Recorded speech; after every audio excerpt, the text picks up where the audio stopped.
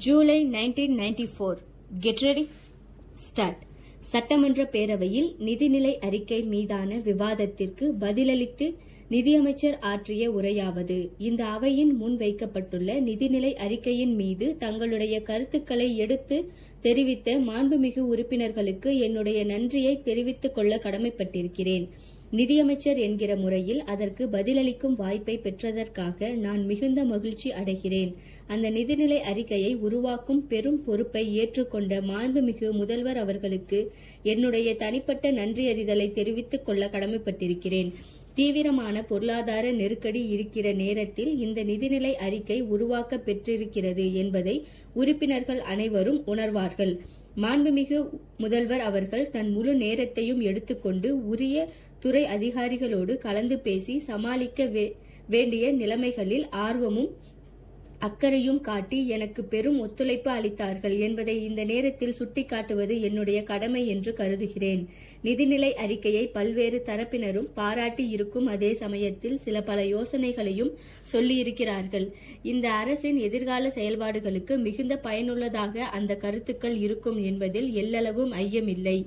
மாண்புமிகு உறுப்பினர்கள் தங்களுக்கு கிடைத்த வாய்ப்பினை பயன்படுத்திக் கொண்டு தங்களுடைய தொகுதி மக்களுக்கு தேவையான வாய்ப்பு வசதிகளை எடுத்து சொல்லி வற்புறுத்தி இருக்கிறார்கள். அவை அத்தனைக்கும் நான் விடையளிப்பதற்கு போதுமான அளவுக்கு நேரம் இல்லை. அவைகளை அந்தந்த துறையினர் ஆராய்ந்து பார்த்து மானிய கோரிக்கைகள் வருகிற போது சம்பந்தப்பட்ட அமைச்சர்கள் விரிவாகவும் விளக்கமாகவும் தங்கள் கருத்துக்களை சொல்வார்கள் என்று நம்புகிறேன். இங்கு கூறப்பட்டுள்ள கருத்துக்களை அதிகாரிகள் குறித்துக் கொண்டு வாய்ப்பு ஏற்படுகிற போது அரசாங்கத்தின் மூலமாக செய்ய வேண்டியவைகளை செய்வதற்கான முயற்சியில் ஈடுபடுவார்கள் என்பதை தெரிவித்துக் கொள்கிறேன். வரவுகளை விட செலவுகளே அதிகமாக இருப்பதால் பற்றாக்குறை ஏற்படுகிறது. இருந்தாலும் ஏழை எளிய மக்கள் காப்பாற்றப்பட வேண்டும், சாதாரண மக்களுடைய குடும்ப நிலைமைகள் சீர்பட வேண்டும் என்பதற்காக சில திட்டங்கள் நிறைவேற்றப்படுகின்றன. அதனால் ஏற்படும் நிதி இழப்பை வேறு வகையில்தான் சரிகட்ட வேண்டியிருக்கிறது. பற்றாக்குறை முழுவதையும் நீக்க வேண்டும் என்ற நோக்கம் ஒன்றை மட்டுமே மேற்கொள்வதில்லை. அதே நேரத்தில் வருமானத்தை எந்த அளவுக்கு பெருக்கலாம் என்பதை நாம் யோசிக்க வேண்டும். சிக்கனத்தை கடைபிடிப்பதன் மூலம் நமக்கு வருமானம் அதிகமாக வரும் என்பதை எண்ணி பார்த்து அதற்காக நடவடிக்கைகளை எடுக்க வேண்டும்.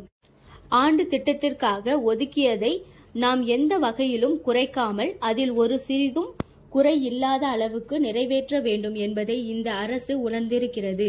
மின்சாரத்திற்காக வசூலிக்கப்படும் கட்டணங்கள் மாற்றி அமைக்கப்பட்டு வளர்ச்சி கட்டணம் என்ற முறையிலே ஏற்பாடு செய்யப்பட்டுள்ளது. நல்ல மழை பெய்துள்ளதால் புனல் மின் நிலையங்களில் இருந்து அதிக மின் உற்பத்தி செய்து அதனால் மின்சார வாரியத்தின் உற்பத்தி செலவு குறையக்கூடிய நல்ல நிலை உருவாகி உள்ளது. இப்படிப்பட்ட நடவடிக்கைகள் மூலம் பற்றாக்குறை முழுவதையும் ஈடுகட்ட முயற்சி எடுக்கப்படும் என்பதை தெரிவித்துக் கொள்ள ஆசைப்படுகிறேன். பல மாநிலங்களுடைய கட்டணங்களோடு ஒப்பிட்டால் தமிழ்நாட்டில் உள்ள போக்குவரத்து கட்டணங்கள் குறைவாகவே இருக்கின்றன. எரிபொருள் மற்றும் உபரி பாகங்களின் விலை உயர்வின் காரணமாக போக்குவரத்து கழகங்கள் அதிக அளவில் நஷ்டத்தை சந்திக்க வேண்டிய நிலை ஏற்பட்டுள்ளது. அவற்றை சிறப்பாக இயங்க செய்வதற்கான நடவடிக்கைகளை எடுத்து மக்களுக்கு பயன் தரும் வகையில் பல தடங்களில் பேருந்துகளை இயக்கும் வாய்ப்புகளை உருவாக்கி தர வேண்டும். எனவே கட்டண உயர்வின் நியாயத்தை மக்கள் மத்தியில் மாண்புமிகு உறுப்பினர்கள் எடுத்து தெரிவிக்க வேண்டும் என்று கேட்டுக்கொள்கிறேன். சிறு சேமிப்பு வசூலை மேலும் தீவிரப்படுத்துவதாலும் நிதி நெருக்கடியை சமாளிக்க முடியும். சிறு சேமிப்பு திட்டத்திற்கு மக்களுடைய ஒத்துழைப்பு அதிக அளவில் கிடைக்கும் வகையில் விளம்பரங்கள் செய்யப்பட வேண்டும். இத்திட்டத்தில் முதலீடு செய்வதால் அவர்களுக்கு ஊக்கத்தொகையும் வருமான வரி சலுகைகளும் கிடைக்கின்றன என்பதை மக்களிடையே உறுப்பினர்கள் பிரச்சாரம் செய்வார்களேயானால் அதிகமான வரி சுமையை மக்கள் தலையில் சுமத்த வேண்டிய அவசியம் அரசிற்கு ஏற்படாது என்பதை கூறிக்கொள்ள விரும்புகிறேன். உடனடியாக பயன்படும் திட்டங்கள் பற்றி சில உறுப்பினர்கள் இங்கே கருத்துக்களை எடுத்து தெரிவித்தார்கள்.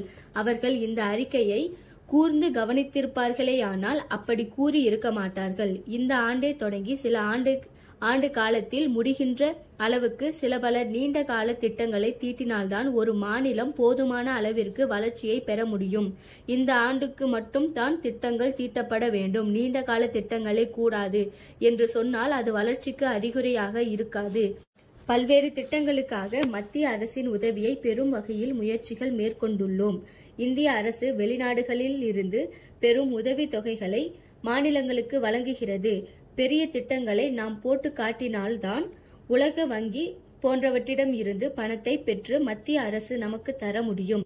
வரி விகிதங்களை ஓரளவு மாற்றி அமைத்திருக்கிறோம், அதனால் மட்டுமே விலைகள் ஏறி இருக்கின்றன என்று சிலர் சொல்லும் கருத்தை ஏற்றுக்கொள்ள முடியாத நிலையில்தான் இருக்கிறேன். விலைகளை கட்டுப்படுத்துவதற்கான சிறந்த யோசனைகளை பொருளாதார வல்லுநர்கள் எடுத்து சொன்னால் அவற்றை ஏற்றுக்கொள்ள இந்த அரசு தயாராக இருக்கிறது என்பதை கூறி என் உரையை நிறைவு செய்கிறேன். ஸ்டாப்.